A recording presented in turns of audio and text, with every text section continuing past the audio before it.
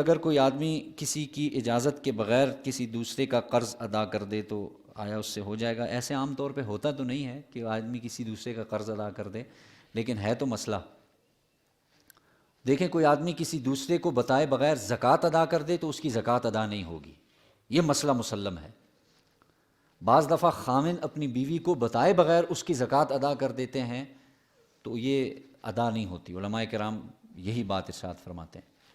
لیکن قرض کی مثال، بیٹے پہ قرض تھا، ہوتا ہے نا ایسے معاشرے میں، بیٹے بیچارے نے قرض لے لیا تھا، اب والد صاحب پریشان ہیں اس بات پہ، والد صاحب نے اپنے بیٹے کو بتائے بغیر اس شخص اپنے بیٹے کا قرضہ ادا کر دیا تو ادا ہو جائے گا۔